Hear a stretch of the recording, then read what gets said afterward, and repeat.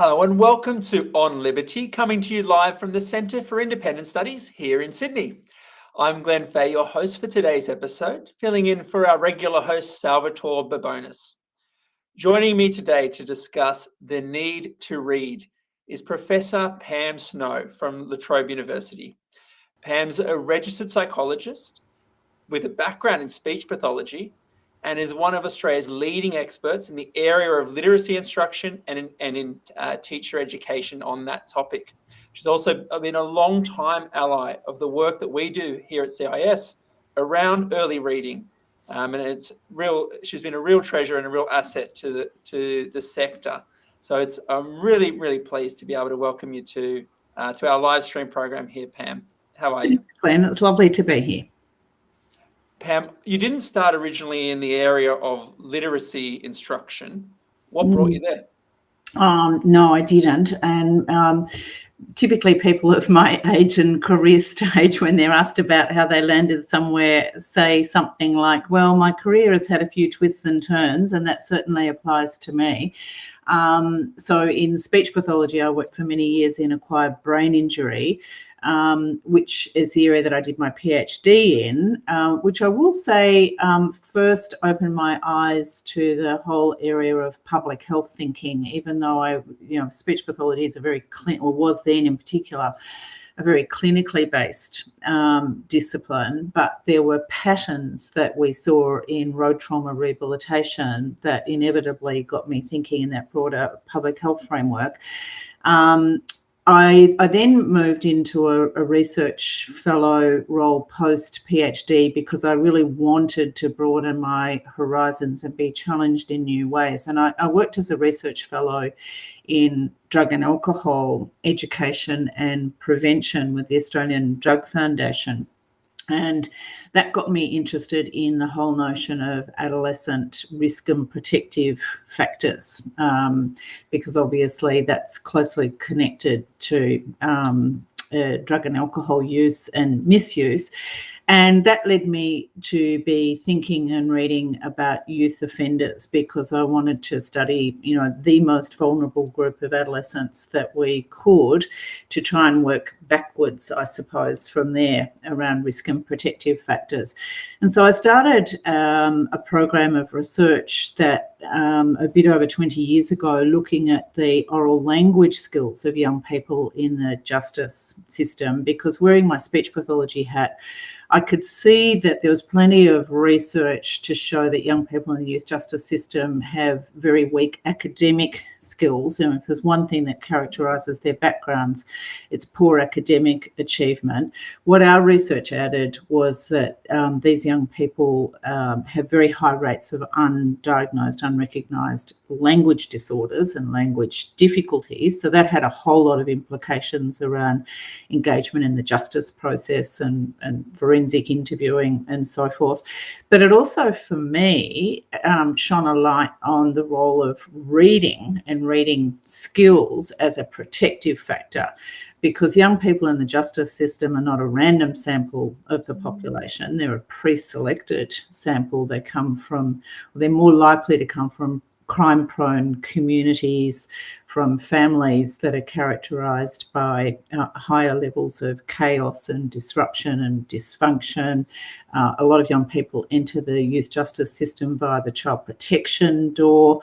And when I started reading literature about risk and protective factors, I would invariably see at the top of a list of protective factors academic achievement.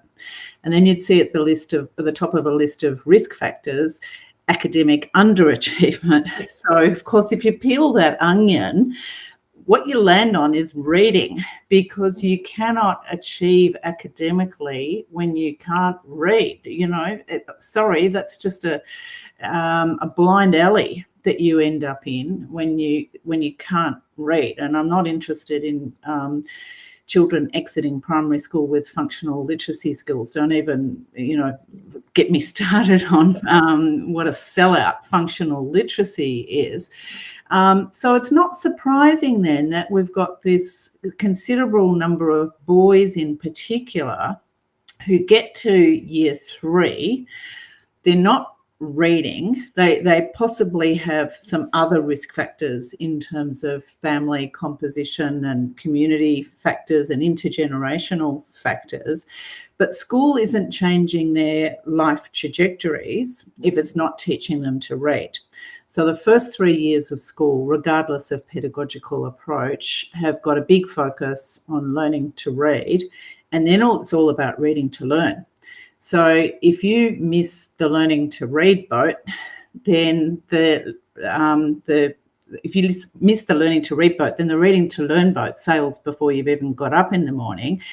And teachers are constantly telling me that this is when those so-called problem boys make their appearance felt in the classroom. So then it's all about behaviour management, and these kids are labelled as behaviour problems. They hang around with similarly disaffected peers, and then they're in this construct that's been referred to in the literature as the school to prison pipeline. Yeah. Now, for me, it's really important to remember that we shouldn't be thinking just about literal prisons. That's very important. But we also need to think about the imprisonment of social marginalisation and economic marginalisation, because that's not just 6 months. And yes, of course, being detained for 6 months is horrible. But when you're illiterate, then you are effectively imprisoned outside the social and economic mainstream. Exactly right. So when we talk about this threshold of perhaps when those risk factors become much higher, and I suppose that probably that opportunity for intervention is not capped, but the opportunity for most effective intervention is probably capped to some extent at that learning to read. Reading to threshold, right? Yeah. What are the sorts of markers we're looking for at that age, and what kind of numbers of students are potentially missing that threshold of attainment? So the markers are that children cannot look at isolated words by grade 3 and lift them off the page. Yes, reading is all about meaning, but you can't get to the meaning if you can't decode the text. So reading is a code-based activity. English has an unusually complex code for novices to master. So the marker of the really at-risk children by grade 3 are those who are highly dependent on predictability of texts and the scaffolding of pictures, and who are guessing when they're looking at text. So the ones that we're less worried about are the ones who can walk up to an isolated word on the blackboard, the whiteboard, showing my age there, and lift it off the book, who can read environmental print. So they're in the car on the way to school and they're reading signs on trucks and shops, and because they're not reliant on context, they're able to work with the code. And unfortunately, or realistically, so much of what goes on in classrooms is language and literacy based. So that these children are effectively functioning the way you and I function when we go to a country where we don't speak the language, which means that we're looking around us, trying to figure out what's going on. We're trying to keep up with the play, but it's actually very hard to do. So maybe it's easier to horse around a bit, be the class clown, to develop an anxiety disorder and not want to go to school refusal, to act out and be aggressive. So these are children whose mental health issues or vulnerabilities really surface when reading skills are weak. But unfortunately, the system typically characterises them more as behaviour problems than it does on recognising that there's something really preventable here. And when we look at schools, particularly schools in low SES disadvantaged communities who radically change their approach to early reading instruction, what they see is a radical change in positive behaviour.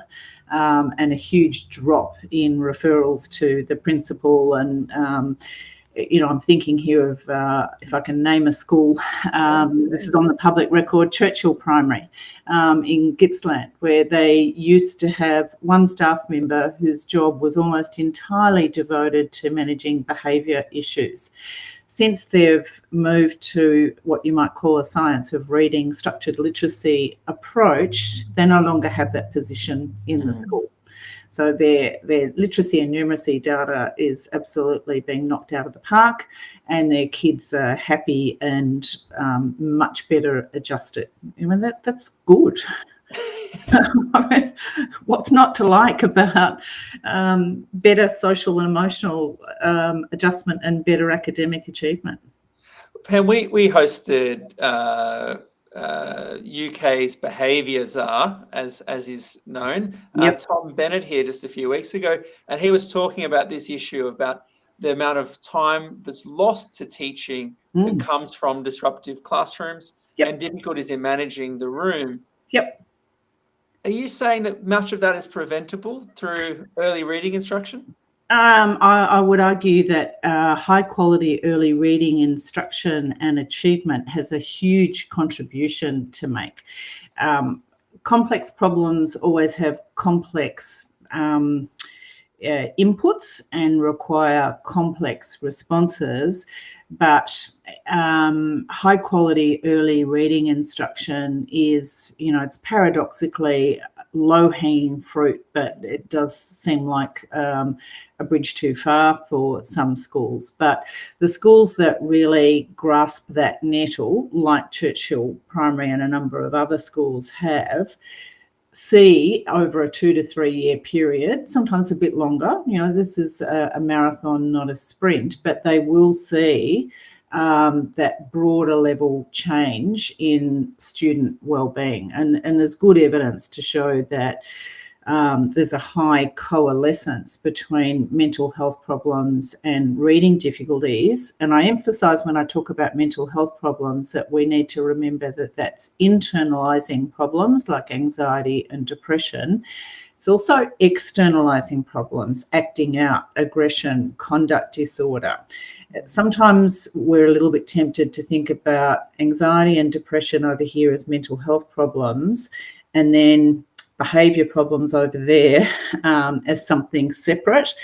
But if you look at, Like It or Love It, the Diagnostic and Statistical Manual, DSM, of the American Psychiatric Association, it puts all of those things under that umbrella of mental health problems. So it's not normal for kids to be acting out, to be hitting, to being rude. Those are responses to distress. And they're flags of dysfunction in the child's well-being. And teachers, of course, know that those problems hang around together. The poor readers are often, not always, but often the ones who also have these adjustment difficulties. One of the issues that here at the CIS that we've championed for many years was the introduction of a phonics screening check in schools from year one. In part to identify students at high risk, as you've described. That hasn't been popular with everybody. Why is that, despite the evidence that you've just cited to us? And you said it's a marathon rather than a sprint, but as far as I understand, there's already some demonstrable indicative results coming out of phonics screening checks that suggest that is quite a cost-effective approach to implement. Yes, it is, but it's not a one-trick pony. So a phonics screening check, in my view, needs to be part of a coherent approach to reading instruction. So you can't tack a phonics screening check on, or I don't think it's particularly helpful to be taking a balanced literacy approach and then doing a phonics screening check. That's like saying, I'm going to eat whatever I want from the buffet every day, and I'm not going to do any exercise, and I'm going to smoke, and I'm going to drink too much, but I'll get my cholesterol checked. And then we say, well, cholesterol screening doesn't do a very good job, because look at all these people who've been screened and they've still got high cholesterol. So a Phonics screening check is, as the word indicates, screening. It's not diagnostic. It's an early warning system, really, to tell us whether a critical level of capacity is being achieved by, typically halfway through the second year of school, but that the children are more likely to reach that criterion if they're receiving a particular kind of reading instruction. So when a Phonics screening check is part of that bundle of healthy diet, exercise, all the other things that we want to see in place, then it's incredibly valuable feedback for teachers. So in a nutshell, for our audience, what is it that identifies or distinguishes really good early reading instruction compared to that's maybe only useful for some learners or perhaps not effective at all? Well, I think the starting point needs to be teacher knowledge, and it makes me very angry that there's a body of knowledge about the cognitive science underlying what the reading process is and how best to take children from novice to expert, for want of a better word, on something that we humans haven't been biologically primed in an evolutionary sense to do. So we need to remember it's not a biologically primary thing for us. So there's a huge body of knowledge that, I think has been willfully withheld from teachers, and there's a range of ideological, epistemological reasons for that. But I regard that body of knowledge as being teachers' family china. And it makes me very cross when I go into a school to discover that the person in that school who knows the most about reading is not actually a teacher. It's a member of some other profession. It might be a speech pathologist, or it might be an educational and developmental psychologist. When I go into a school, I want to know that the people who are really knowledgeable about reading and the science of reading and the teaching of reading are teachers, because that's their family china. So I want to start with knowledge, and then we can align practice to that knowledge and an understanding of theoretical frameworks like the simple view of reading. There are other frameworks, but that's a really good place for teachers to start, and to understand that there is a code, that the skill of decoding has to be mastered. It's non-negotiable. But all of us have to learn to decode text, and we can decode something that we can't understand, but we can't understand something that we can't decode. So if we don't have that essential set of skills early, and I'd say just get it out of the way efficiently, so that we can do that deeper dive into literature, into beautiful children's books, the world of imagination and knowledge and inferencing, and all the things that we want children's engagement with text to be all about. So teacher knowledge and practice that is guided by a scope and sequence, and knowledge of the history, a little bit of knowledge about the history of the English language and how we got the orthographic system that we have goes a long way. I see so many light bulb moments for teachers when they learn just a little bit about the history of English, and the fact that this language that we call English really didn't originate in that place that we call England at all. And when you understand that and understand where our spelling patterns come from, but, again, I just see this as knowledge that has to belong to teachers. It can't be secret business for other disciplines. So I've often heard that teachers don't need to know the science of learning because they're practitioners, and at the end of the day, teaching is more art than science. Why should teachers have a fundamental understanding of the science of learning? Well, do we want medical practitioners to have an understanding of physiology? in their clinical reasoning, in their decision making, in their appraisal of new medications and treatment approaches. I think we dumb teaching down and do it a great disservice when we talk about it as simply being an art. Because, well, then why do kids need to go to school? And why do teachers need to go to university to learn to be teachers? Most professions are some kind of meld and marriage of theory and practice, whether that's engineering, medicine, psychology, nursing. And as I say, I just think we do teaching a huge disservice when we don't talk about that high level of public accountability that goes with, that is professionalism, really. Other professions, when they talk about professionalism, they're talking about being open to the scrutiny of their patients, consumers, clients, and education needs to have the same footing, in my view. Yeah, I couldn't agree more. For CIS readers will be aware that that we've published several papers over the last 12 months, including from Emeritus Professor John Sweller and also Professor David Geary, that point out some of the I think in a really digestible and accessible way for anyone interested in education, and especially teachers, to understand that biologically primary and secondary process, how that impacts upon the way that we then learn things generally, but especially when in the school classroom. So I would certainly direct viewers there as well. But Pam, we're often told as well here that things like the kind of instruction you've highlighted, wouldn't it just be easier to get everyone interested?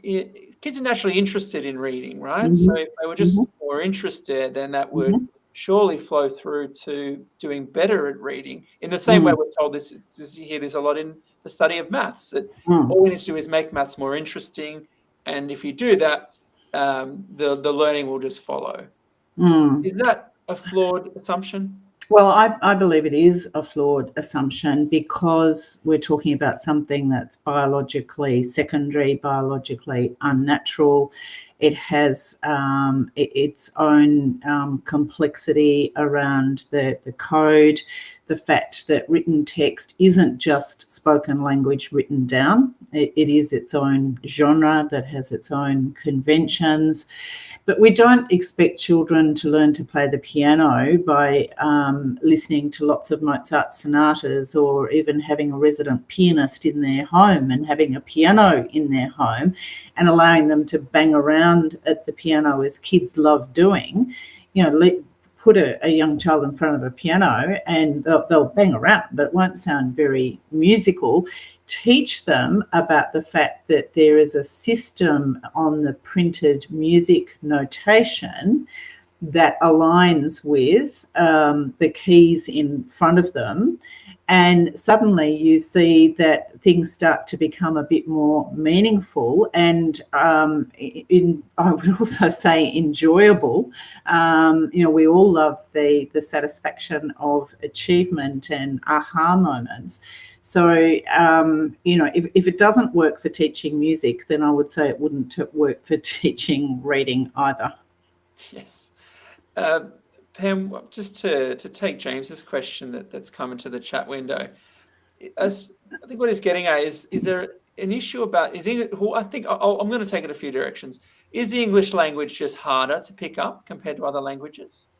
Well, if you can go with that, we'll go from there. I'm assuming that question refers to the English written text, not spoken language. Our writing system is more opaque, if you like, than many other writing systems because English is such a melting pot of, early Nordic, Anglo-Saxon, French, Latin, Greek. They're the main ones, but there are a lot of other words and spellings as well that we've incorporated. So English has been a bowerbird, and when those words have been incorporated, we use the term borrowed into English. We've also, in most cases, incorporated and borrowed the spellings that come from those languages. So on first blush, it can make it look like it's not particularly systematic, but it is actually a highly rule-governed, pattern-governed language when you understand something about etymology and the history of English. And in fact, overlaying that history in how we teach children about their writing system, I think is profoundly helpful and useful. Obviously, that extends a lot of teachers because they themselves didn't learn this when they were at school and they didn't learn it at university. But the willingness and appetite on the part of teachers to get on board with using etymology and morphology, for example, is really encouraging. I'm seeing very strong evidence of that. So yes, we've got a writing system that's not like Italian or Spanish or Finnish. It's not completely transparent, but it's also not random. And we do our students and our teachers and the language itself a big disservice when we say, well, that's just English, or it's too hard to teach spelling properly in English. Spelling's got to be caught, not taught. There's a lot of myths around the nature of the English writing system. Well, a lot of parents, perhaps that view this or supervise children at home, will be familiar with sight word packs that come. Are these helpful for all students to learn? Look, learning how to read the sight words way is taxing our children's visual memory systems. So it's, in very simple terms, it's asking the right hemisphere to take responsibility for learning how to read, but it's the left hemisphere, the language hemisphere, that has evolved for language that needs to be repurposed for reading, that needs to be taught how to make connections between phonemes and graphemes. So the right hemisphere will say, this isn't really my job. I'll do the best that I can, but there's going to be some limitations here because I'm not going to be able to remember the 60,000 words, ultimately that this child's going to have to be able to read. I'm also not going to be able to help you with decoding unfamiliar words, the right hemisphere will say, because I only do things in wholes. So a small number of what we might call sight words that we're going to teach children up front, but we can still talk to children about those words at a sublexical level. We can still discuss the composition of those words. If we're teaching in a structured, explicit way using systematic synthetic phonics and decodable, phonically controlled texts, then having a small handful of words like I and thee and my that are the glue, the mortar in sentences, will help with fluency and automaticity. But we need to teach transferable skills when we're teaching reading. And when we're teaching banks of sight words, we're not teaching a transferable skill for reading, and we're not nudging the left hemisphere to come into play and be forming those phoneme grapheme links that are critically important for understanding how the code works. We don't have much time left, but one point that you've highlighted throughout is that teachers don't necessarily have the knowledge that we would hope for in the classroom.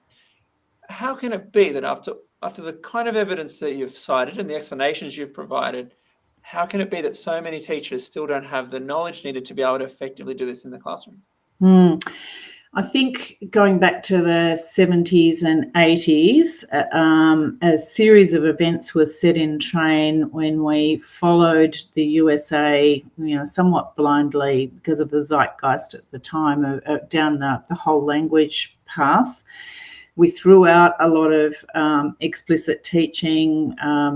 We threw out things that were seen to be teacher-centred, and we wanted children to construct their own knowledge and understanding. So we now have a teaching workforce who themselves came through whole language classrooms. Many of our education academics came through whole language classrooms.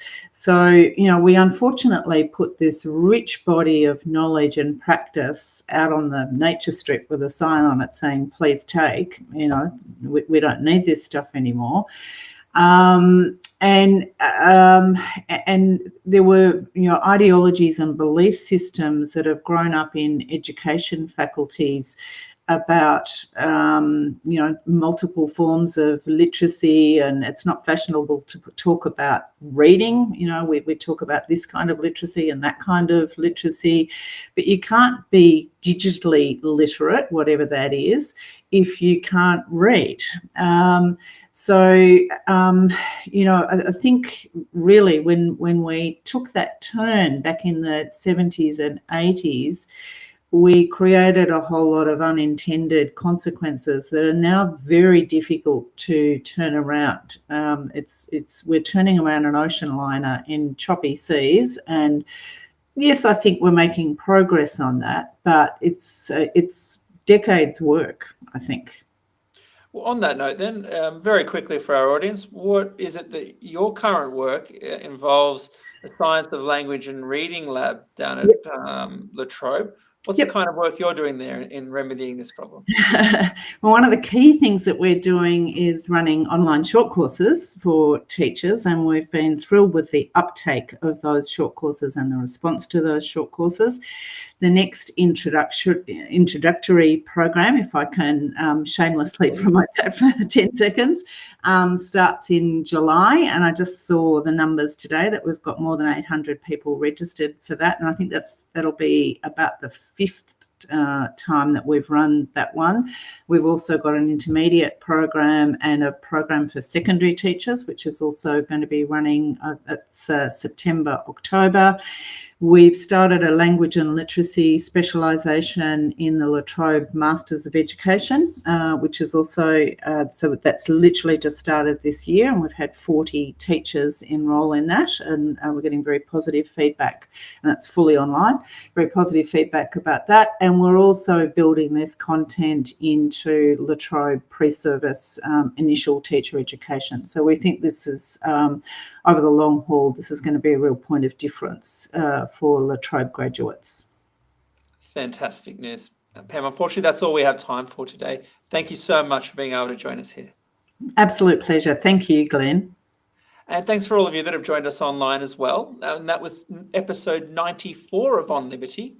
We're not here next week. We're now a fortnightly program. But on the 20th of this month, I'll be joined here in the chair again, and I'll be joined by Peter Gregory. He's the author of the CIS paper, Township Leasing and the Democratisation of Opportunity. I hope to see you again then soon or here at CIS. Thank you so much.